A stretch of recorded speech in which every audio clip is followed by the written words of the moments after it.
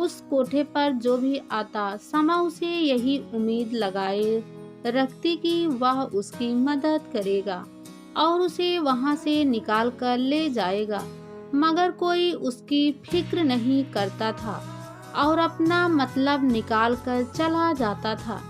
एक दिन समा की कोठी मालकिन चंद्रा को उसके भाग निकलने की योजना का पता चल गया। अगर तूने यहाँ से निकल भागने की कोशिश की तो मैं तुझे काट डालूंगी। अरे एक बार जो धंधे वाली बन जाती है उसे तो उसके घर वाले भी वापस नहीं लेते हैं। चंद्रा ने गुस्से में उबलते हुए कहा। समा के कमरे से थोड़ी दूरी पर एक पान की दुकान थी। वह उस दुकान पर अक्सर जाती थी। एक दिन समा ने पान वाले से कहा, भैया आप ही मुझे यहाँ से निकाल दीजिए। मैं यहाँ अपने मन से नहीं आई बल्कि मजबूरी में फंस गई हूँ। पान वाले ने कहा, मेरी इतनी ताकत नहीं है कि मैं तुम्हें यहाँ से निकाल सकूं, लेकिन हाँ मेरे पास कमल और आरिफ आते हैं जो तुम्हारी मदद जरूर कर सकते हैं। समा ने जब आरिफ और कमल का नाम सुना तो उसे कुछ उम्मीद नजर आई। अब उसकी आंखें हर पल आरिफ और कमल का इंतजार करने लगी।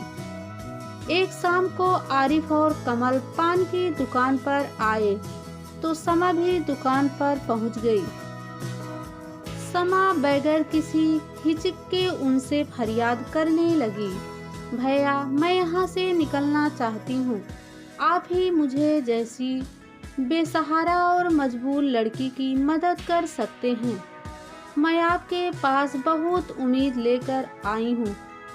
कमल ने समा को तसल्ली देते हुए कहा, हम इस बारे में सोचकर बताएंगे। वहां से लौटकर उन दोनों ने आपस में बातचीत की और एक योजना बनाई। फिर कमल ने कोठे के एक दलाल से समा को एक रात के लिए अपने पास रखने की बात की। दलाल ने जितनी रकम बताई कमल ने फौरन अदा कर दी और उसे जगह बता दी। वह आदमी उस महल्ले का काफी पुराना और भरोसेमंद दलाल था। हर कोठा मालकिन उस पर भरोसा करके उसके साथ लड़कियों को महल्ले से बाहर भेज देती थी। चंद्रा भी इनकार न कर सकी और रकम रखते हुए बोली, सुबह होते ही समा को वापस ले आना। ठीक है, दलाल ने अपनी मोटी गर्दन हिलाते हुए कहा। रात को वादे के मुताबिक वह दलाल समा को लेकर कमल के बताए पत्ते पर पहुंच गया। समा ने जब वहां आरिफ और कमल को देखा तो वह अपने बुलाए जाने का मकसद समझ गई और मन ही मन खुश हो गई। समा को वहां छोड़कर जब वह दलाल चला गया तब आरिफ और कमल ने उससे अपने बारे में सब कुछ बताने को कहा। समा ने आराम से बैठते हुए बोलना शुरू किया, साहब मैं उत्तर प्रदेश की रहने वाली हूँ। वहाँ मेरे पिता का अच्छा कारोबार है। मेरे 3 भाई और एक बहन है। भाइयों के भी अच्छे कारोबार हैं। बहन की शादी हो चुकी है। कुछ महीने पहले हमारे घर में शीला नाम की एक औरत किराए पर रहने आई थी। कुछ ही दिनों में वह हमारे परिवार से घुल मिल गई थी। हम सब बच्चे उसे आंटी कहकर बुलाते थे। एक शाम जब मैं स्कूल से आ रही थी तो सुनसान जगह पर एक गाड़ी आकर मेरे पास रुकी। कुछ गुंडों ने मुझे उस गाड़ी के अंदर खींच लिया और मेरे मुंह पर कपड़ा बांध दिया गया। इसके बाद मैं बेहोश हो गई। जब मुझे होश आया तो मैंने वहां शीला आंटी को देखा। उसे देखकर मैं हैरान रह गई। मुझे यह समझते देर ना लगी किसी औरत ने मुझे अगवा करवाया है। रात को शीला और उसके एक साथी ने मुझे जिस्म फरोशी के लिए मजबूर किया। अगर मैं उसकी किसी बात से इनकार करती थी तो वह चाकू से मेरे जिस्म को हल्का सा काटकर उसमें मिर्च भर देते थे साहब। वहाँ मेरी चीखें सुनने वाला भी कोई नहीं था। वह मुझे बहुत मारते थे। यह कहते कहते समा रोने लगी। समा की दर्द भरी कहानी सुनकर कमल और आरिफ ने कहा, समा हम तुम्हारी पूरी मदद जरूर करेंगे, लेकिन तुम इस राज को अपने तक ही रखना। इधर सुबह होते ही वह दलाल वहां आ गया और समा को ले गया। कमल और आरिफ कुछ लोगों की मदद से एक पुलिस अफसर से मिले और उनको समा के बारे में पूरी जानकारी दी।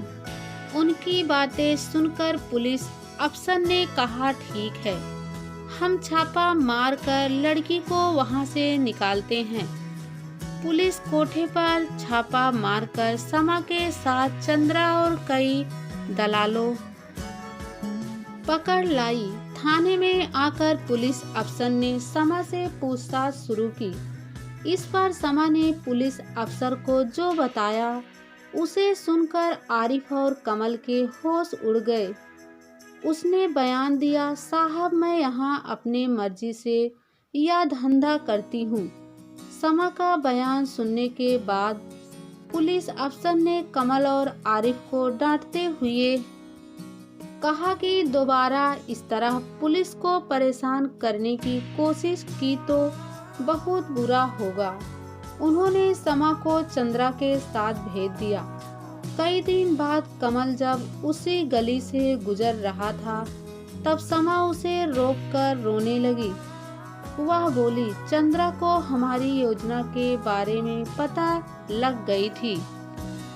उसने अपने कुछ आदमियों से मुझे बहुत पिटवाया था, इसलिए मैं डर गई थी। लेकिन साहब मैं अब भी यहाँ से किसी भी तरह निकलना चाहती हूँ। कमल ने कहा, ठीक है, मैं तुम्हें एक मौका और दूंगा। अगर निकल सकती हो तो निकल जाना, वरना जिंदगी भर यही जिस्म फिरोशी करती रहना। समा ने हाथ जोड़ते हुए कहा, साहब इस बार आप जैसे कहेंगे मैं वैसे ही करूंगी। जब कमल ने आरिफ से कहा तो वह बोला, कमल हमें यह काम अब अकेले नहीं करना चाहिए, हमें अपने कुछ और दोस्तों की मदद लेनी चाहिए। कमल और आरिफ अपने एक दोस्त असद खां से मिले। असद खां का उस इलाके में काफी दबदबा था। वह जब उस गली से गुजरता था तो सभी लोग अपने घरों के दरवाजे बंद कर लेती थी। कमल ने असद खां को समा के बारे में बताया। उसकी सारी बातें सुनकर असद खां ने कहा, पहले मैं उस लड़की से बात करूंगा, उसके बाद ही कोई फैसला लूंगा। अगले दिन असद खां अपने कुछ साथियों के साथ उस कोठे पर पहुंच गया।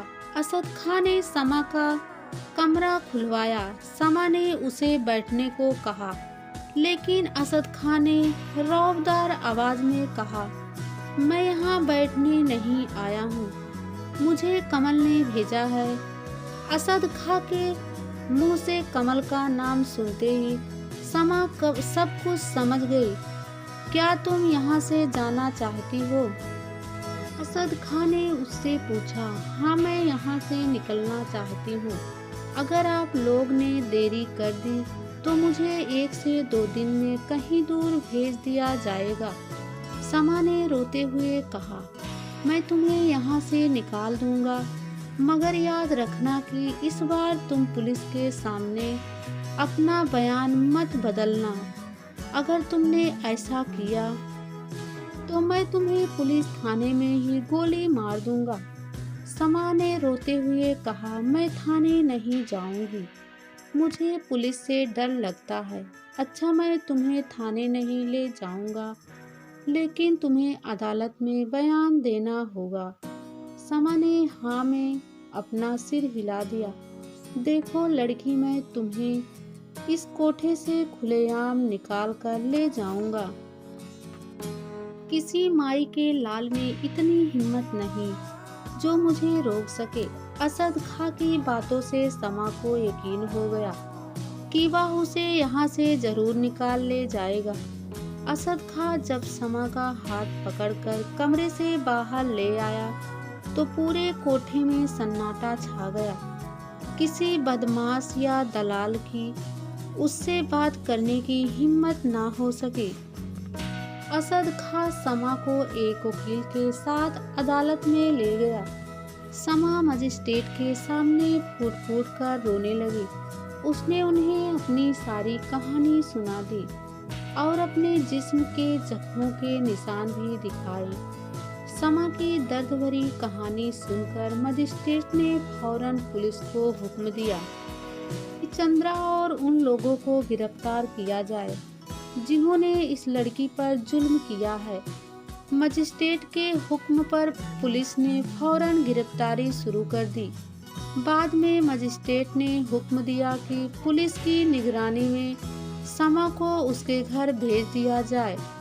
कुछ दिनों के बाद समा को हिफाजत के साथ उसके घर भेज दिया गया।